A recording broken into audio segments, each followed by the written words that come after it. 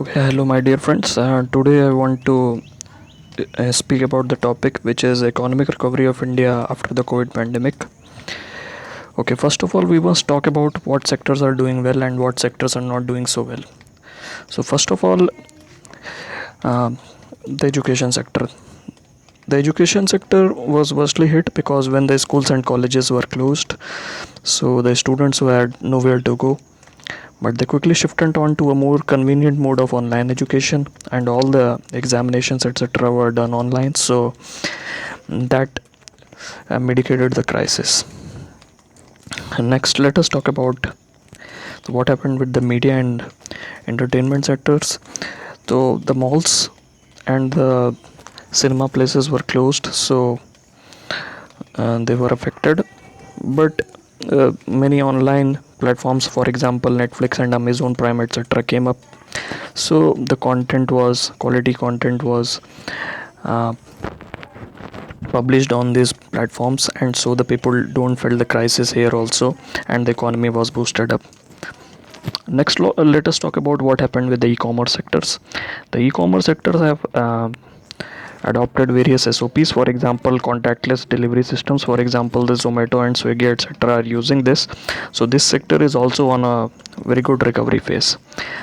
Now, then we must talk about what sectors were affected worst. The first sector which was affected badly was the transportation sector. For example, we have seen that the Ola and Uber etc. have done about 98% of the job cuts because simply they don't have enough money to pay to their employees.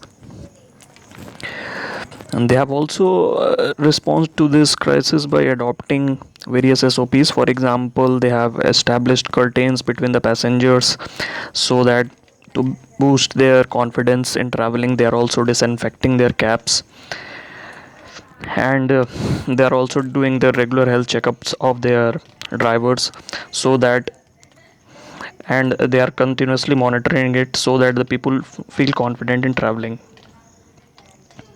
The aviation sector was also very badly affected. We saw that Air India was nearly in the divestment phase, but Air India has done a commendable job in bringing the people which were strangled in various parts of the countries back home safely.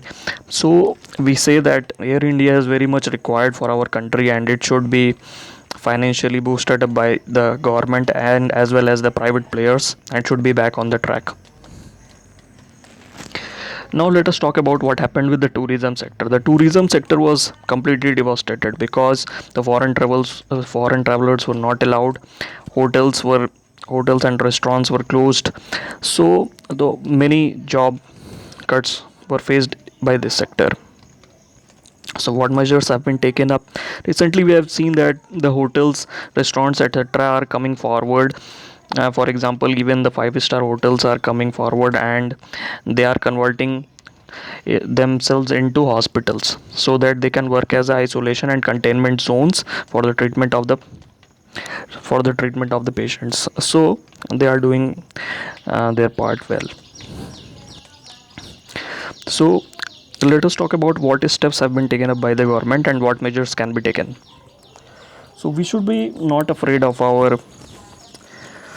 the crisis which the Indian economy is facing, because India is a hooping economy, and it has around 8 lakh crore rupees of assets, government assets, and also it has around 4.5 billion dollars of foreign reserves.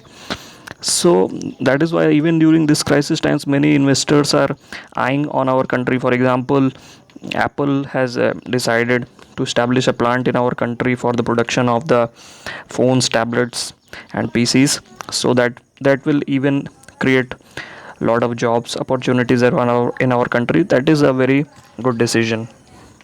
We also saw many platforms, for example Google, Facebook etc invested huge chunks of money in the Reliance industry. So we are seeing that the people are confident in investing in our country even these pandemic times. The government should focus more on the healthcare sector. Recently we are seeing that more and more masks are coming up in the market, and very efficient testing kits have been set up, that disinfectant zones are being created by the institutions, and the companies are becoming more and more tech savvy, and that is very much required because technology can be the only saver in during these times of crisis. So that must be taken up. And also we should be very thankful that India has around 80 million metric tons of the food reserves which can be given to the public distribution systems and NGOs in the times of the crisis, but they require efficient management of this so that they don't go waste. So the people should not be afraid.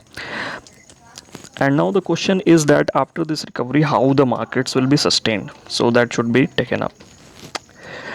But the government is also trying to infuse liquidity into the system. For example, it has lowered down the rates of the banks, and so that more and more loans can be provided to the people, and the consumer goods can be purchased. Also, we require that the GST and taxes should be cut down by the government, because we have seen that the markets of the diesels and petrols have fall in the international market. So that benefit needs to be transmitted to the people so that they feel more confident, because they are not having jobs, so they won't be able to pay up their debts. So that measure should be taken up by the government. So I am pretty much certain that in near future our company will be healed completely, health wise and economically, and we will be doing well and back on track. Thank you.